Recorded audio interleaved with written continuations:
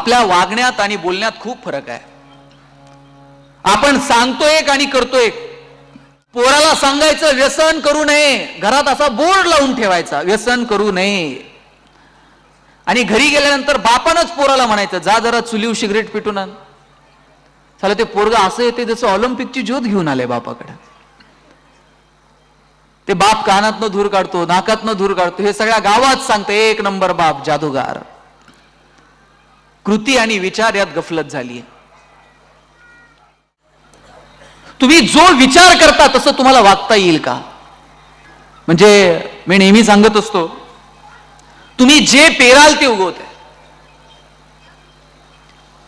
भगवान महावीर सांगतात की तुम्ही जे पेरणार आहात, तुमच्या आयुष्यात घडलेला कुठलाही प्रसंग हा तुमच्या कर्माचं फळ आहे आणि ते तुम्हाला स्वीकारता यायला हवं. त्यामुळे तुमचं कर्म कसं असावं याच्यावरती विचार करा. म्हणजे असंच एकदा व्याख्यान झालं आणि व्याख्यानानंतर एक गृहस्थ माझ्याकडे पळत आले, 60-70 वय असेल, आणि मला सांगत होते, म्हणे महाराज हे व्याख्यान देणं खूप सोपं आहे हो. म्हटलं झालं काय? म्हटले मी एवढे संस्कार केले पोरावर पण पोरग नालायक निघलं. म्हणलं झालं काय? म्हणले मी त्याला काही सांगायला गेलो का माझा अजिबात ऐकत नाही, पण त्याच्या सासऱ्यानं सांगितलं का पळत जातंय. म्हटले सासऱ्याचं ऐकतंय पण बापाचं ऐकत नाही. म्हटलं मग आता काय करायचं? ते म्हटले पोरग नालायक निघलं पण जावाई मात्र एक नंबर निघला. म्हटले जावाई सगळं माझं ऐकतो, त्याच्या पोराचं अजिबात ऐकत नाही. आम्ही काय पेरायचं ठरवलंय? तुम्ही जे पेरणार आहात ते उगवणार आहे, म्हणून काय पेरायचं ते ठरवा. भगवान महावीरांच्या आयुष्यातला प्रसंग आहे. भगवान महावीर प्रवासाला निघालेत आणि जंगलातून काट्या कुट्यातून वनातून जात असताना एका ठिकाणी ध्यानस्थ बसलेले आहेत. त्या जंगलामध्ये राहणारी काही रानटी लोक भगवान महावीरांवरती धावून आली, अंगावरती चालून आली, यातना दिल्या. त्यांच्या सोबत असलेली जनावरं भगवान महावीरांच्या अंगावरती सोडली, पण महावीर किंचितशेही हल्ले नाहीत. सगळ्यात साधू संतांना या त्रासातनं जावं लागलं. ज्ञानोबा इंद्रायणीच्या डोहात पाऊल टाकायला गेले तर लोकांनी ज्ञानोबांना इंद्रायणीच्या डोहात साधं पाऊल टाकू दिलं नाही. दगड गोटे घेऊन लहान मुलं ज्ञानोबांच्या मागे पळत सुटली. माऊली पुढे चालता चालता पडले, खरचटलं, एका झोपडीत जाऊन माऊली रडत बसले. आईनं जवळ घेऊन विचारलं, ज्ञाना काय झालं, तुझ्या डोळ्यात पाणी का? ज्ञानोबा म्हणाले, रस्त्यानं येत होतो, खरचटलं, पडलो आई. आईला वाईट वाटू नये म्हणून ज्ञानोबा दुःख लपवतात. किती त्रास सहन करावा लागला. तुकाराम महाराजांना साधा त्रास झाला का हो? जगाच्या कल्याणासाठी मांडलेली गाथा सुद्धा इंद्रायणीमध्ये बुडवावी लागली. याच्यापेक्षा काय यातना असाव्यात? भगवंतालाही त्रासातून मुक्त नाही, प्रत्येकाला त्रास सहन करावा लागला.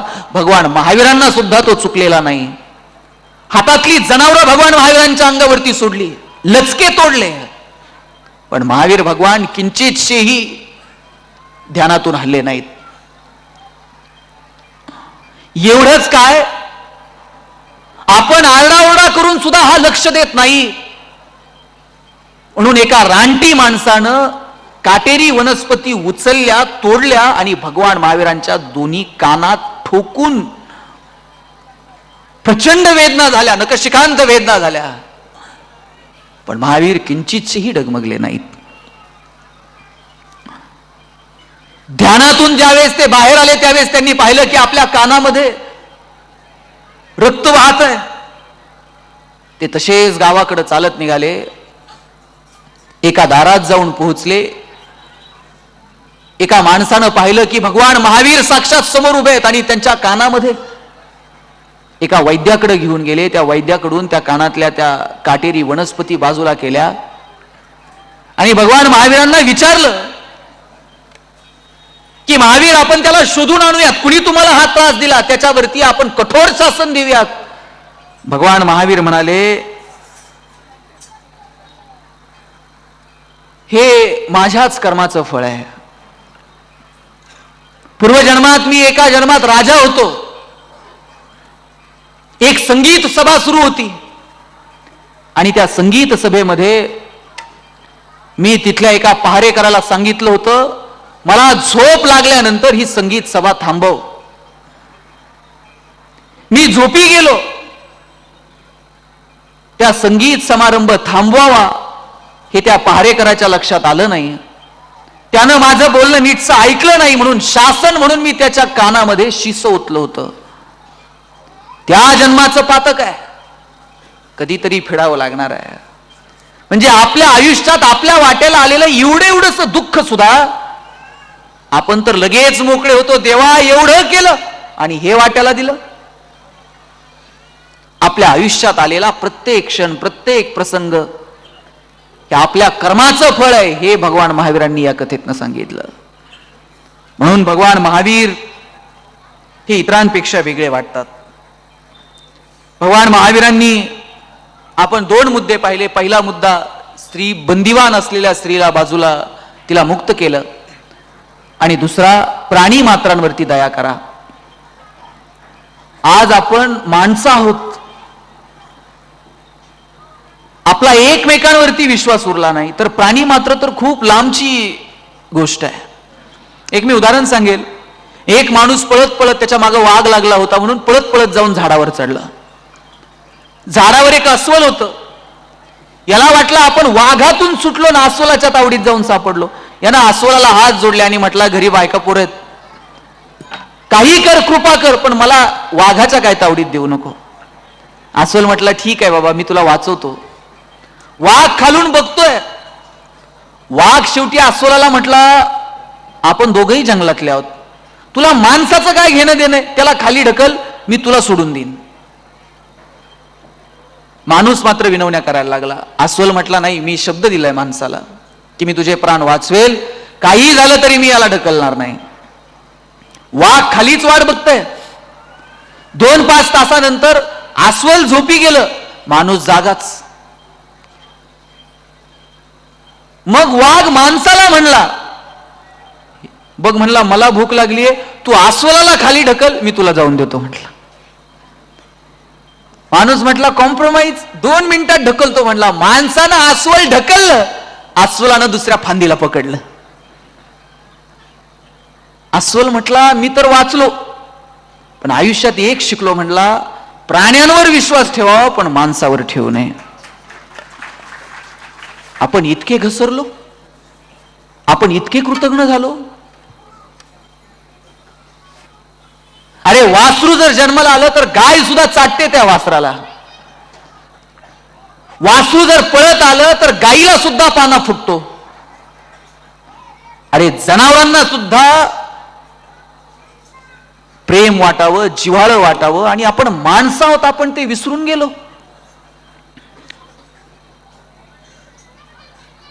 कोळी पोरं पाकिस्तानमधनं भारतात येतात, CST वरती जातात, मुंबईत जातात, धार धार मशीन गन चालवतात, कितीतरी माणसं मृत्युमुखी पडतात. आणि मृत्युमुखी पडलेल्या माणसांकडे पाहून या लोकांच्या किंचितचाही संवेदना जाग्या होऊ नयेत. आपण इतके घसरलो. म्हणून मी सांगितलं की या जगाला आज महावीर पाहिजेत. अहिंसेचा संदेश देणारे, नुसते संदेश नाही तर त्यांच्या कृतीतून, ते वर्तणुकीतून ते दाखवून देणारे भगवान महावीर पाहिजे. आम्ही माणसाविषयी सुद्धा कृतज्ञ राहू शकलो नाही. मध्यंतरी पेपरला वाचलं, अमेरिकेत शिकायला गेलेला मुलगा 2 वर्षानंतर भारतात आला आणि मुंबईत आल्यानंतर त्याला वाटलं मुंबईतल्या अमुक अमुक भागात आपली आई राहते, आईला भेटून यावं. 2 वर्षांनंतर आईला भेटायला गेला. फ्लॅटचं दार तोडून उघडावं लागलं. आज जाऊन बघितलं तर बेडवर आईचा सापळा पडला होता. सापळा. 1.5 वर्षापूर्वीच आई मरून पडली, पण माहित सुद्धा झालं नाही. आम्ही इतके कृतज्ञ झालो. प्राणी मात्रांवर दया करा तर हा फार पुढचा प्रश्न आहे. पण माणसाच्याही संवेदना आम्हाला कळू नयेत, आम्ही इतके कृतज्ञ झालो. म्हणून आज या जमान्यामध्ये आम्हाला भगवान महावीरांची आवश्यकता वाटते. भगवान महावीर त्यांच्या सगळ्या शिष्यांना विचारतात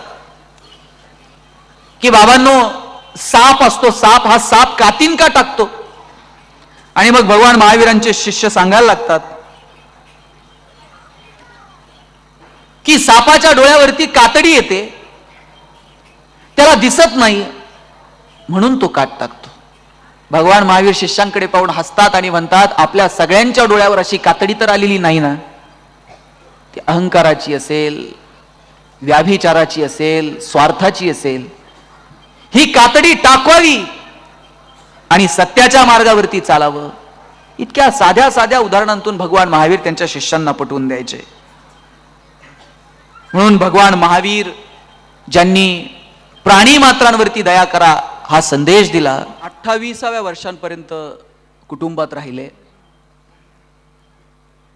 आणि वयाच्या 28व्या वर्षी त्यांनी कुटुंबाचा त्याग केला. ज्या वेळेस भगवान महावीरांचा जन्म आहे, खरं तर आपल्याकडे अनेक साधू संतांच्या जन्माच्या विषयी वेगवेगळ्या आख्यायिका सांगितल्या जातात.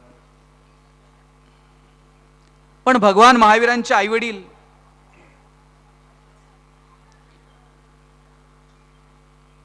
जंगलामध्ये गेलेले असताना राणी त्रिशला उगवत्या सूर्याला नमस्कार करते.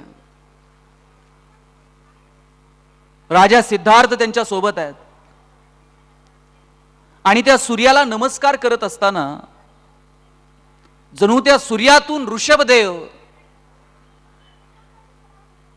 राणीच्या ते प्रतिबिंब डोक्याच्या भोवती फिरतंय. समोर साक्षात महालक्ष्मी आहे, एक हत्ती आहे आणि त्याच्या सोंडेमध्ये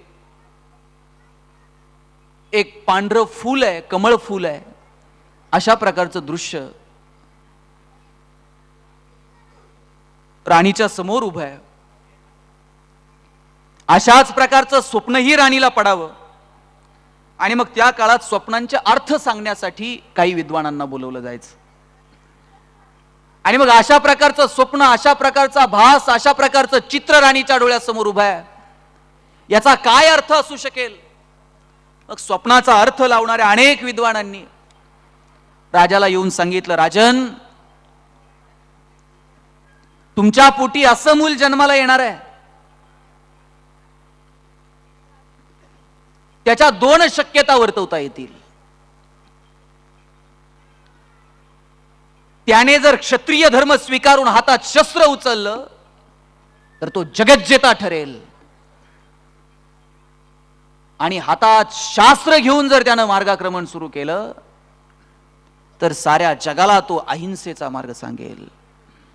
या 2 शक्यता वर्तवल्या होत्या. बलदंड शरीर यष्टी, देखणं रूप, राजबिंडा हा तरुण, म्हणजे अगदी लहानपणापासून भगवान महावीरांनी त्याची चुणूक दाखवली.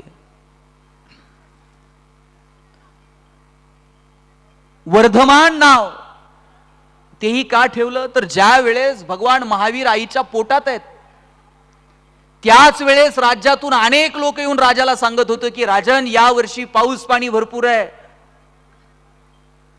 या वर्षी राज्याचं उत्पन्न वाढतंय, इस राज्य को ये वर्धमान की ओर लेके जाएगा, इसलिए उनका नाम वर्धमान रखा गया. आणि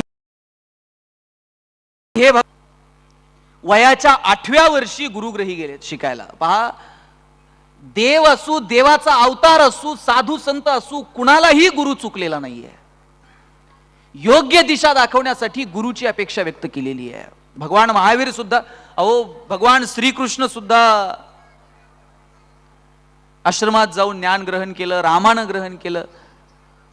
ज्यावेळेस भगवान श्रीकृष्ण गुरुग्रही शिकायला गेले ते म्हटले का मी देव आहे, काय असन तो कोर्स आमचा 6 महिन्यात आटपून टाका, सर्टिफिकेट देऊन टाका, मला लय काम आहेत, मला कंसाकडे बघायचं आहे, गीता सांगायची आहे. आयुष्य कसं जगावं हे सांगण्यासाठी गुरुची अपेक्षा आहे. म्हणजे एक गुरुचं महत्व काय, एक थोडक्यात एक दृष्टांत सांगतो. एक साधा सरळ सोपा माणूस, गंगू नाव त्याचं. आपल्याकडे एक म्हण आहे, कहा राजा भोज वर कहा गंगू तेली. म्हणजे एक सर्वसामान्य माणूस जो फारसा काही शिकलेला नाही. एक राज्य होतं आणि त्या राज्यामध्ये अशी विद्वानांची सभा भरायची. एकीकडे एका राज्याचे विद्वान आणि दुसरीकडे दुसऱ्या राज्याचे विद्वान.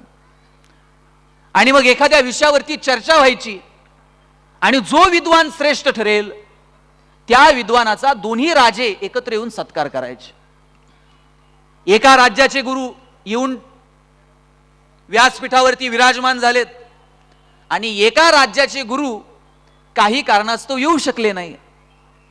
आता करायचं काय? राजा अस्वस्थ झाला. आपलं कोण सभेला सामोरं जाणार? गंगू तेली पुढे गेला आणि म्हटला, आपले विद्वान जर आलेले नसतील तर आजच्या सभेमध्ये मी सहभागी होऊ का? राजा म्हटला, ते एवढं विद्वान आहे आणि तू काय सभेला मी रोज आपले जे गुरु आहेत त्यांच्या सोबत राहतो, त्यांच्याकडनं 2 गोष्टी मला शिकायला मिळाल्यात, त्यांच्या सहवासात राहिलोय. काही नाही, जिंकणार नाही मला मान्य आहे, पण आपल्या राज्याचं नाक खाली जाऊ देणार नाही. सभा मात्र मी सभेत सहभागी होईल. राजा म्हटला, ठीक आहे. आता कुणालाच माहित नाही हे कोण आहे, पण राजाचा वेश, त्या विद्वानाचा वेश घालून मात्र ते सभेमध्ये सहभागी झाला. आणि सभेला सुरुवात झाली. खरे जे विद्वान होते त्या खऱ्या विद्वानानं 1 बोट पुढे केलं. ह्या गंगू तेल्यानं लगेच 2 बोट पुढे केली. खरे जे विद्वान होते त्यांनी 5 बोट पुढे केली. गंगू तेल्यानं लगेच अशी मूठ पुढे केली. खऱ्या विद्वानानं 7 बोट पुढे केली. गंगू तेल्यानं 7 बोट पुढे केली, मधून अशी रेषा मारली. खऱ्या विद्वानानं असं विचारलं, हे कसं? मुखसंवाद सुरू आहे दोघांमध्ये, कुणी बोलायला तयार नाही. गंगू तेल्यानं दह्याच्या गाडग्याकडे बोट केलं आणि दह्याच्या गाडग्याकडे बोट केल्याबरोबर खरे विद्वान गंगू तेल्याकडे गेले, त्याच्या पाया पडले आणि म्हटले, महाराज तुम्ही प्रचंड विद्वान आहात, सभा तुम्ही जिंकली. आता सगळीकडे गंगू तेल्याचा जय जयकार सुरू झाला. खऱ्या विद्वानाला विचारलं उपस्थितांनी, तुमच्यात नेमका संवाद काय झाला ते तर सांगताल? ते म्हणे, तुमचे विद्वान इतके महान आहेत, मी 1 बोट पुढे केलं आणि सांगितलं भगवंत एक आहे, ईश्वर एक आहे. तुमच्या विद्वानानं 2 बोट पुढे करून सांगितलं देव एक आहे, पण स्त्री आणि पुरुष त्याची 2 रूप आहेत. मी 5 बोट पुढे करून सांगितलं विश्व पंचमहाभूतांनी बनलेलं आहे. तुमच्या विद्वानानं मूठ करून सांगितलं विश्व जरी पंचमहाभूतांनी बनलेलं असलं तरी सगळी पंचमहाभूत माणसाच्या ठिकाणी एक आलेली आहेत. मी 7 बोट पुढे करून सांगितलं विश्व 7 समुद्रांनी बनलेलं आहे. तुमच्या विद्वानानं मधून आडवी रेष मारली आणि सांगितलं विश्व जरी 7 समुद्रांनी बनलेलं असलं तरी मधून एक पर्वतांची रांग गेलेली आहे. आणि मी त्याला विचारलं हे कसं? त्यांनी त्या दह्याच्या गाडग्याकडे बोट करून सांगितलं दहीज ऋषींचा प्रताप आहे म्हटले. त्यांनी मधून पर्वतांची रांग निर्माण केली. विद्वान आहेत म्हणे प्रचंड. आता गंगू तेलेला थोडंसं बाजूला घेतलं राजानं, म्हणले हे तुला माहित होतं का हे सगळं? त्याला हे आपल्याला असलं काही माहित नव्हतं म्हणला. आपलं ठरलं होतं सभा मारून न्यायची. त्यांनी 1 बोट पुढे केलं, ते म्हणले मी 1 पट आहे. मी 2 बोट पुढे केली, म्हणलं मी दुप्पट आहे. त्यांनी 5 बोट पुढे केली, ते म्हणले मी चापट मारील. मी म्हटलं त्यांनी 7 बोट पुढे करून सांगितलं मी 7 भाकरी खातो. मी मधून आडवी रेष मारली आणि सांगितलं मी पण 7 खातो, पण सकाळी 3.5 आणि संध्याकाळी 3.5 खातो. त्यांनी विचारलं कशा बरोबर? दह्याच्या गाडग्याकडे बोट केलं आणि सांगितलं दह्याबरोबर खातो. गुरुच्या नुसत्या सानिध्यात एवढी ताकद आहे. भगवान महावीर गुरुगृही गेलेत. गुरु शिष्यांमध्ये वाद संवाद ही प्रक्रिया चालत आलेली आहे. म्हणजे ज्या वेळेस ज्ञानोबांचे वडील विठ्ठलपंत श्रीपाद स्वामींकडे शिकायला गेले, त्यांच्यामध्ये वाद झाला होता. संन्यासी श्रीपाद स्वामींनी सांगितलं माझ्याकडे येणारा विद्यार्थी संन्यासी असला पाहिजे. आणि मग विठ्ठलपंतांनी विचारलं होतं संन्यासी कुणाला म्हणायचं, म्हणजे तो वृत्तीनं संन्यासी असावा की वश्रानी संन्यासी असावा. आणि त्याचं उत्तर पुढे जाऊन माऊलींनी दिलं होतं, आणि मी माझी ऐसी आठवण विसरले जयाचे अंतःकरण पार्था तो संन्यासी जाणं अखंड निरंतर. अगदी तसंच महावीर ज्यावेळेस गुरुग्रही शिकायला गेले त्यावेळेस भगवान महावीरांना विचारलं श्रेष्ठ कोण. दोन माणसांमधला फरक ओळखायचा कसा, श्रेष्ठ कोण कनिष्ठ कोण. भगवान महावीर म्हटले नाहीत की त्याचं श्रेष्ठत्व त्याच्या जातीवरनं कळावं, त्याच्या धर्मावरनं कळावं. भगवान महावीर म्हणाले त्याचं श्रेष्ठत्व त्याच्या कृतीवरनं ठरेल. भगवान महावीरांना विचारलं जीवन आणि मृत्यू काय. ऐहिक जीवनाची इच्छा असणं म्हणजे जीवन, ऐहिक जीवनाची इच्छा होणे म्हणजे जीवन, आणि भौतिक गोष्टींच्या अट्टहासाची शिक्षा म्हणजे मृत्यू. हे भगवान महावीरांचे गुरु आणि शिष्य यांच्यामधला हा संवाद आहे. हा काळ होता की जिथे गुरुनं शिष्याला काहीतरी द्यावं, शिष्यानं ते आनंदानं ग्रहण करावं आणि मार्गक्रमण करावं. काळ आता भयानक बदलला आहे. आता गुरु गुरु सापडत नाही आणि शिष्यालाही शिक्षणाची ओढ उरली नाही. हल्ली क्रिकेटच्या मॅचेस होतात. आमच्याकडे एक गोट्या नावाचं पोरग आहे, त्याला फार त्या मॅचेसमध्ये इंटरेस्ट, आणि ते मॅचही बघायची आणि वर्गात हजेरी लागली पाहिजे. म्हणलं असं काहीतरी करावं लागतंय. आता आपल्याकडे तर अजून अशी पद्धत नाही की आपण टीव्ही लावावा वर्गात जाऊन आणि मॅच बघावी. गावातलं एक बाळ्या नावाचं पोरग गोट्यानं बाळ्याला सांगितलं, म्हणलं आज काही कर, माझ्यावरचं म्हणला तुला शाळेत जावं लागते. म्हटलं ठीक आहे जातो, पण म्हणला मी कधी शाळेत गेलो नाही. गुरुजीनं काही विचारलं तर, म्हणला काय विचारत नाही, तू जा म्हणला, दुपारच्या सुट्टीत भात खायचा, हजेरीच्या वेळेस हजर गुरुजी म्हणायचं आणि घरी यायचं. चड्डी बिड्डी belt built up to date पोरग शाळेत गेलं. कधीही प्रश्न न विचारणाऱ्या गुरुजीनं आज प्रश्न विचारायला सुरुवात केली. याला कचा ख येत नव्हता. गुरुजीला राग आला, म्हणले अरे 5वी 6वीत आला कसा, तुला शाळेतून काढून टाकतो म्हटले. आता शाळेतून काढून टाकतो म्हटल्यावर पोराला राग आला. पोरग गुरुजीला म्हणलं गुरुजी तुम्ही मला शाळेतून काढणार, तुम्ही मला शाळेतून काढूच शकत नाही म्हणला. त्यांनी का काढू शकत नाही, म्हणला मी शाळेतच नाही. काढायचं तर म्हणला ते गोट्याला काढा, आपला शाळेचा काय संबंध नाही म्हणला. आता नेमकं हे इन्स्पेक्शनला आलेल्या साहेबांनी बघितलं. साहेब म्हणले गुरुजी तुम्हाला कोण वर्गाव येतं, कोण शाळेत येतं, कोण जातं कळत नाही, तुम्हाला पोरं ओळखायला येत नाही, तुम्हाला सस्पेंड करतो म्हणला. गुरुजी म्हणले तुम्ही मला सस्पेंड करू शकत नाही. म्हणले का, म्हणले खरे गुरुजी मॅच बघतोय म्हणला, मी त्याच्यावर चालूय म्हणले आज. आता हे प्रकरण हेडमास्टरकडे गेलं. हेडमास्टरला विचारलं कोण मास्टरवर सह्या करतो, कोण येतो, तुम्हाला ओळखू येत नाही, तुम्हाला गुरुजी ओळखायला येत नाही. हेडमास्टर म्हणले झालं गेलं जाऊ द्या म्हणले, आमचे जावई इथं मुख्याध्यापक असतात म्हणले, त्यांना मॅच मध्ये एवढा इंटरेस्ट, ते म्हणले मामा आज जर तुम्ही गेले नाही तर पोरगी घरी पाठवतो म्हणले. ते जावयाच्या वरचा म्हणले मी आज शाळेत हेडमास्टर म्हणून आले. आता मात्र साहेब एवढे चिडले. साहेब म्हणले एवढ्या वेळेस तुम्ही वाचला म्हणले, खरे साहेब आले असते ना मग तुम्हाला कळलं असतं. आता अशी जर अवस्था असेल तर आपण काय अपेक्षा करावी हो शाळा कॉलेजांकडनं. कशा प्रकारचा विद्यार्थी आपण घडवणार आहोत. आपली सगळी शिक्षण व्यवस्था मार्कांच्या मागे धावायला लागली. 90 पडले पाहिजेत, 95 पडले पाहिजेत. आईला आणि बापाला दोघांना मिळून कधी 90 नाहीत, पण पोराला मात्र 90 पडले पाहिजेत. सगळी गुणवत्ता आम्ही मार्कांच्या भोवती गुंडाळायला लागलो आणि त्याचे परिणाम आम्हाला भोगावे लागणार आहेत. आणि म्हणून गुरु शिष्य परंपरा, विद्यार्थी हा ज्ञानार्जनासाठी शिकला पाहिजे आणि त्याचं ज्ञान हे समाजाभिमुख असलं पाहिजे. ही गुरु शिष्य परंपरेतली खरी महती होती. पण आज कुठलंही ज्ञान समाजाभिमुख उरलं नाही. आमच्याकडे डॉक्टर आहेत, डॉक्टरला कळतं बीड मधल्या कुठल्या चौकात हॉस्पिटल बांधायचं, कुठल्या बँकेचं कर्ज घ्यायचं, कर्जाचा हप्ता जायला पाहिजे, मग गरज नसताना पेशंटला ऍडमिट करतंय, गरज नसताना सलाईन लावतंय, नॉर्मल डिलिव्हरी होणार असेल तरी सिझरिंग करायला लावतंय. पेशंट कोणत्या गाडीतनं आलं, कोणता मोबाईल वापरतंय याच्यावरनं ठरतं याच्यावर काय ट्रीटमेंट करायची म्हणून. मी सगळ्या डॉक्टरांविषयी बोलत नाही, काही चांगले पण आहेत. परवा विठ्ठल लहाने नावाचे एक डॉक्टर भेटले होते, आपण नाव ऐकलं असेल, प्लॅस्टिक सर्जन आहेत.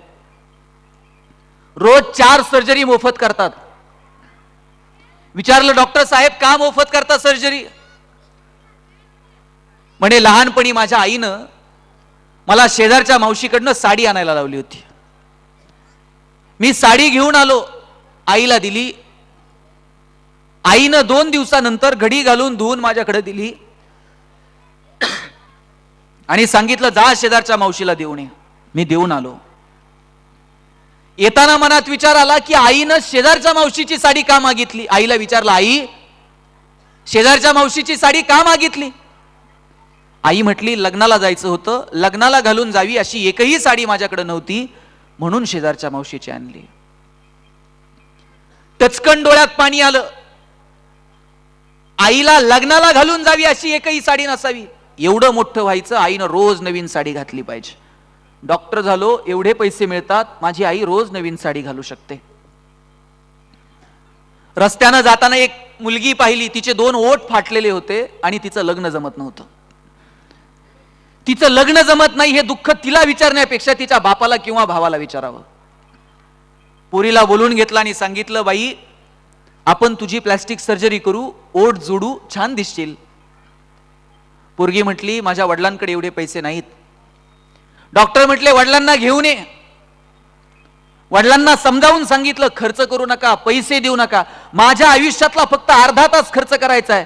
पोरगी गोड दिसेलो, अर्धा तास पोरीच्या ऑपरेशनसाठी खर्च केला, ओठ जोडून दिले, पोरगी सुंदर दिसायला लागली. 6 महिन्यात पोरीचं लग्न झालं. बाप पेढे घेऊन आला, बापानं पेढा हातावरती टेकवला. डॉक्टर म्हटले बापानं हातावरती टेकवलेला पेढा एकीकडं आणि आयुष्यातली सगळी प्रॉपर्टी एकीकडं.